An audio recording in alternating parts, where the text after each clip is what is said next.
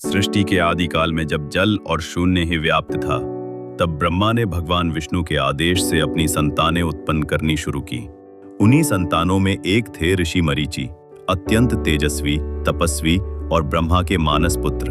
मरीचि की आभा ऐसी थी कि उनके नाम मात्र से दानव और असुर भी भयभीत हो उठते थे।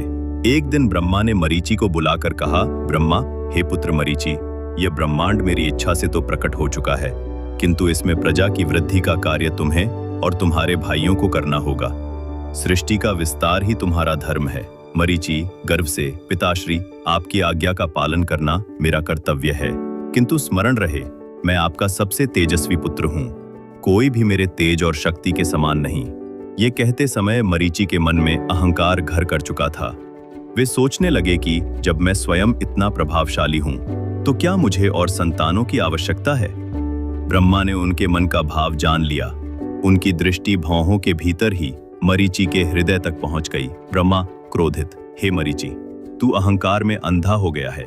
जिस धर्म का पालन तुझे करना चाहिए था, उसे तू टाल रहा है। इसलिए शाप देता हूं कि तेरे वंश से सदैव द्वंद्व और कलह उत्पन्न होगा।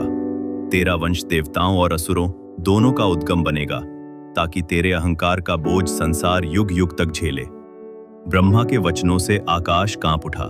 मरीचि के मुख का तेज मंद पड़ गया, किंतु शाप को टालने की शक्ति उनमें न थी। वे मौन हो गए और ब्रह्मा से क्षमा याचना की। मरीचि ने प्रजापति कश्यप को जन्म दिया। कश्यप महान तपस्वी और योगी थे। वे इतने शक्तिशाली थे कि देवता, दानव, नाग, यक्ष, गंधर्व, किन्नर, अप्सराएं और यहाँ तक कि पक्षी पशु भी उनके ही वंश से उत्पन्न हुए। इसी कारण संसार में देवताओं और दानवों का संघर्ष निरंतर चलता रहा। देवता धर्म और प्रकाश के प्रतीक बने, तो दानव अधर्म और अंधकार के। ये सब मरीचि पर पड़े ब्रह्मा के शाप का ही परिणाम था। मरीचि के वंश में आगे चलकर कर्दम ऋषि उत्पन्न हुए। वे अत्यंत तेजस्वी और ज्ञानवान ऋषि थे। उन्होंने युवावस्था में ही यह निश्चय किया कि वे केवल तपस्या और भगवान विष्णु की उपासना करेंगे। हजारों वर्षों तक कर्दम ऋषि ने सरस्वती नदी के तट पर घोर तप किया। उनका शरीर हड्डियों मात्र का ढांचा रह गया, किंतु उनकी आंखों से अद्भुत ज्योति प्रस्फुटित होती थी। उनकी तपस्या से प्रसन्न होकर स्वयं भगवान विष्णु प्रकट हुए।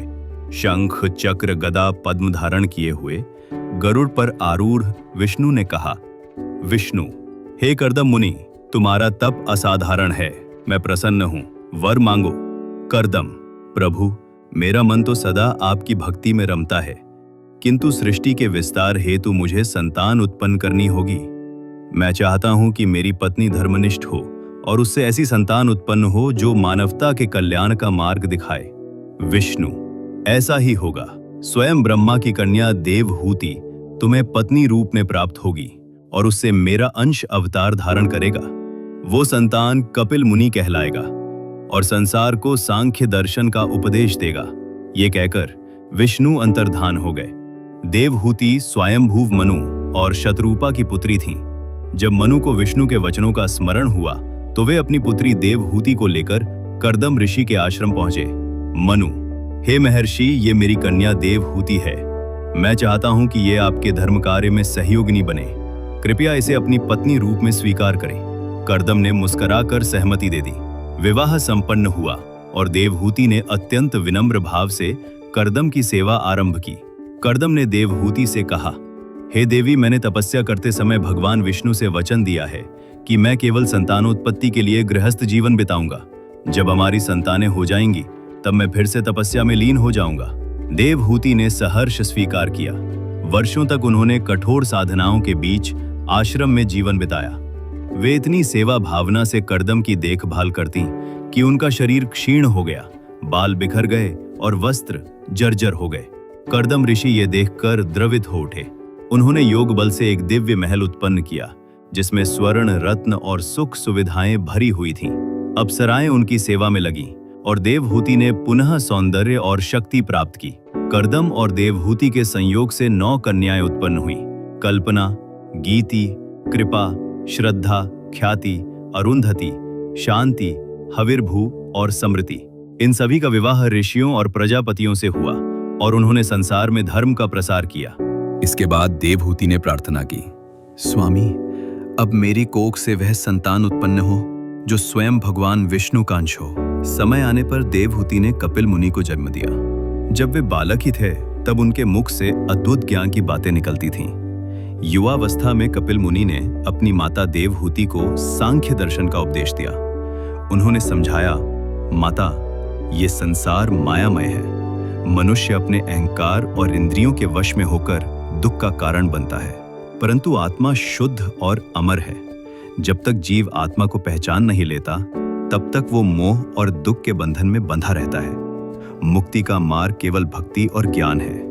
देवहूति ने इन उपदेशों से आत्मज्ञान प्राप्त किया और मोक्ष का मार्ग पाया। इस प्रकार मरीचि के अहंकार और ब्रह्मा के शाप से जहां एक ओर संसार में देवता और दानव जैसे विरोधी तत्व उत्पन्न हुए, वहीं दूसरी ओर उसी वंश से कपिल मुनि जैसे महान अवतार प्रकट हुए जिन्होंने मानवता को मोक्ष का मार्ग दिखाया।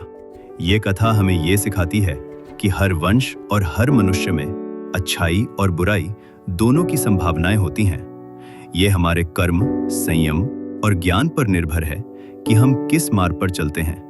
अहंकार पतन का कारण है और भक्ति तथा ज्ञान ही मोक्ष का द्वार।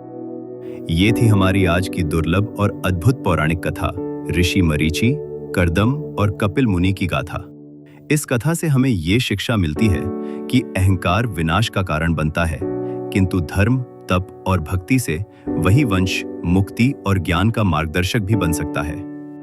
अगर आपको ये कथा अच्छी लगी तो वीडियो को लाइक करें, अपने विचार कमेंट में जरूर लिखें और चैनल कर्माधरा को सब्सक्राइब करना ना भूलें। हम फिर मिलेंगे एक और गूढ़ और प्रेरणादायक पौराणिक प्रसंग के साथ।